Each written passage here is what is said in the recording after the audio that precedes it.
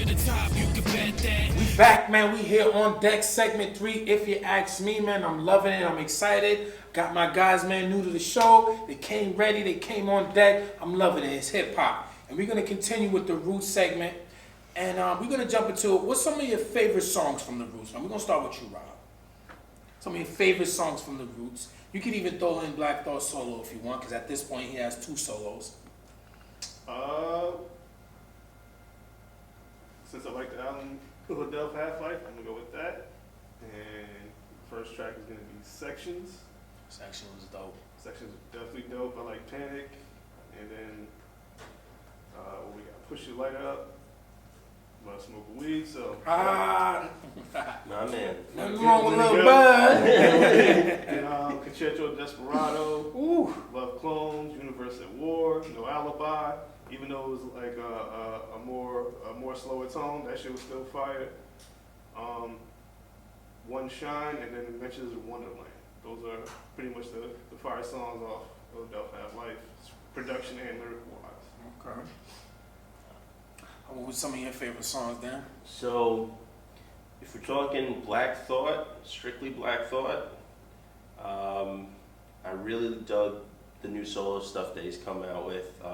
Making a Murderer with Styles P was, that song in and of itself was just so fire. P kept up with him too. Yeah, he did. He kept up with him. And that was, I was surprised. They really had like a synergy going, like a back and forth kind of. It felt like almost. Right, and they didn't even go back and forth. But it felt like it did. They probably weren't even in the same studio when they recorded it. But you know what? To be honest with you, it felt like it was recorded on the spot right there. Right. Like, you know, it was one of those things. They have a lot of good beats too. I'm definitely gonna go break some of that down in when we get to it. But like the freestyle with Method Man that we were talking about on Sway, I don't think he bodied Method Man, but I think he bodied the bar. And you know, I gotta say, you know, every time he does a freestyle on anything, you know, is always something to be said about it.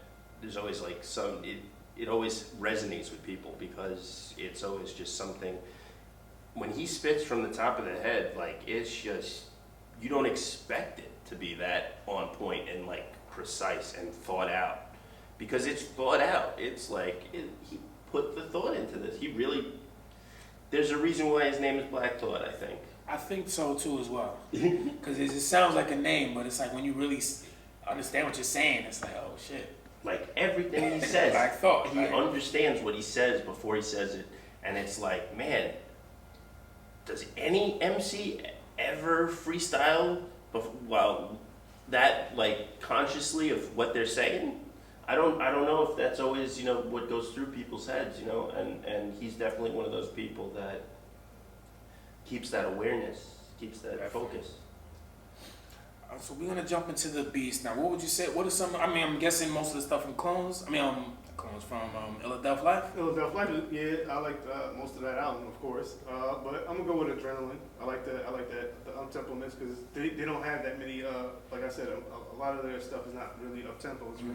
It's really moody and stuff. But Adrenaline is different because, you know, it had a feature on it which you barely even see on any of their albums. Yeah, they don't do too many features. Yeah, so Beanie was on there, and I was excited about that. That was the first time I ever even heard of him. I think they had PD on something too, right? I think it was the Game Theory album. Yeah. They had PD Crack on something. Yeah, they don't do too many features. Nah, they mostly do, like, if it is gonna be a feature, it's gonna be somebody from Philly. Right. They had Eve, right? I think on something too, right? Mm-hmm. Yeah, you're right. It's always gonna be definitely somebody from Philly. So, but Adrenaline is one of those tracks that was really fire to me.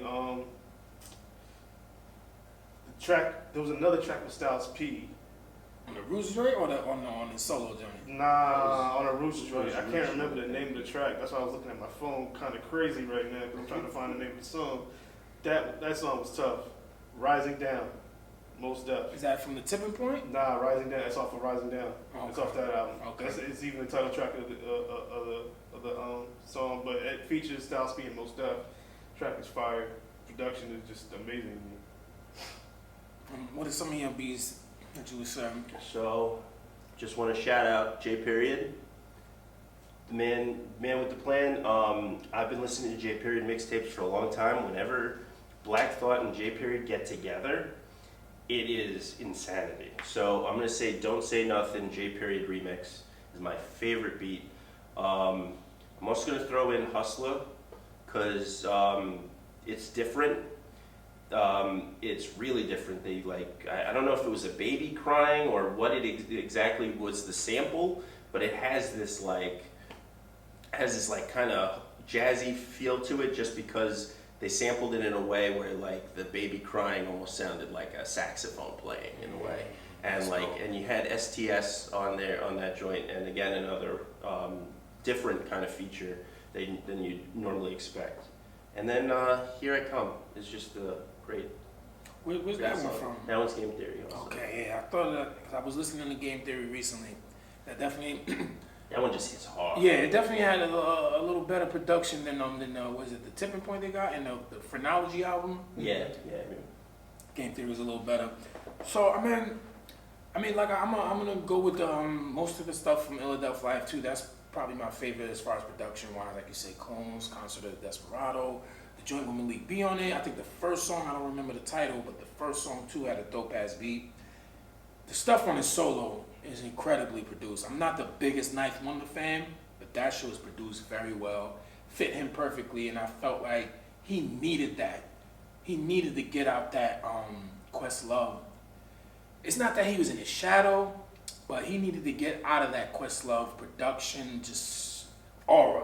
Yeah, you want Right. to hear him on a hard ass. Yeah, something different. I think something real dirty. Yeah, I think that's kind of slighted him in his You career. just want to see him kill something. Kill somebody, yo, we don't need this. It seems like everything's politically correct with them, so to speak. And I got a taste of that when he did the pun feature on Big Pun's album, Capital Punishment. And that beat wasn't crazy either, but it was still a little different from what he was usually on.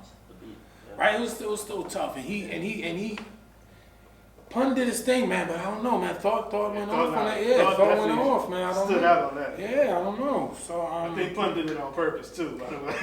you took it, he dialed it back? Yeah. You think he tried to? No, I don't think he dialed it back. I think he was like, oh, all right, that's what you gonna do first?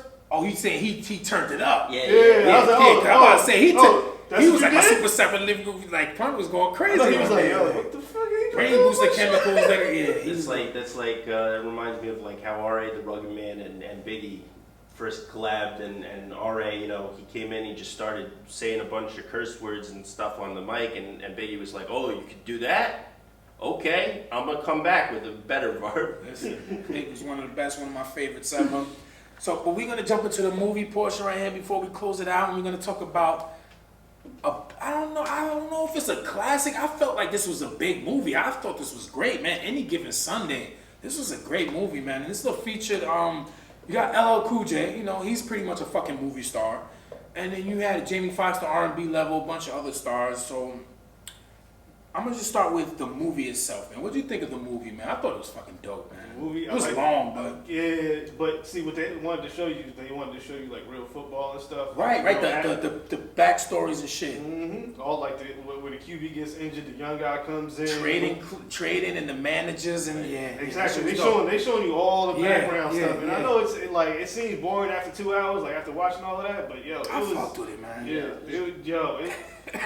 That was scenes in there were pretty dope. It was gritty. Right, because there's been plenty of football movies, The Program, Wildcats, whatever, Friday Night, but I don't recall a movie getting into like what you're saying about trades and contracts and how the owners are looking at shit. It's usually on the field for the most part. Right. Yeah. I don't really. Again, it has to do with who wrote the book and stuff like that. Obviously this was written by somebody who's been in the professional football, universe on both ends, not just as a player, but also on the management side, and dealt with that stuff. Yeah, you could tell.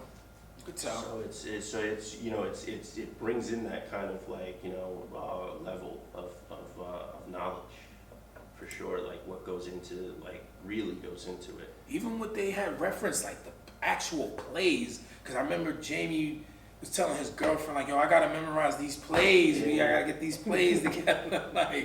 But so what's your thoughts on LL's performance, man? I thought he did dope, man, as a running back and just as a jock and so I thought he did dope. I think it's hard to compete with Al Pacino and Whoa. Jamie Foxx. You know what I mean? In the same. And in Dennis the same Quaid, movie. Cameron Dennis Quaid. Diaz. I mean, yeah, there was. I mean, that movie had a great cast. Also. Great lineup. And I swear I still feel like I'm forgetting somebody. Like when we named You always are. LT, you mentioned LT, Yeah. but I swear we still forgetting somebody. Yeah, But I'm always gonna forget. This whole film has like so many people behind it. I thought it was great. I just feel like it seems forgotten about. I don't know. I mean, it was like fucking 20 years ago, but I feel like it's It's forgotten. still relevant. Yeah. I think if you really love football, it's still relevant. Yeah, nah, it is. Especially like when football wasn't in season, and then like what was it, around August?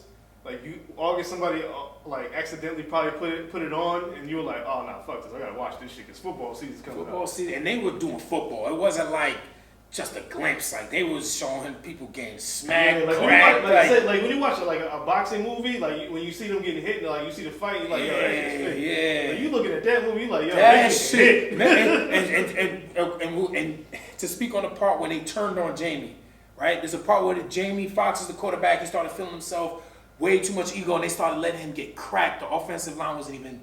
Yo, he looked like he got some of them hits for real. That's probably why him and LL fought in the movie. Them hits was real, man. We gonna tune it out there, man. Chime in, let us know what you think about The Roots, your favorite album, what you think about Black Thought, what you think about Any Given Sunday, your favorite scenes, man. Tune in. I'm your host, Deme D. Got my man Dan. Check out We Get Hype every fucking Sundays. Got my man Rob, Hip Hop Junkie. Catch us chiming in on Twitter. Tune in, man. We here.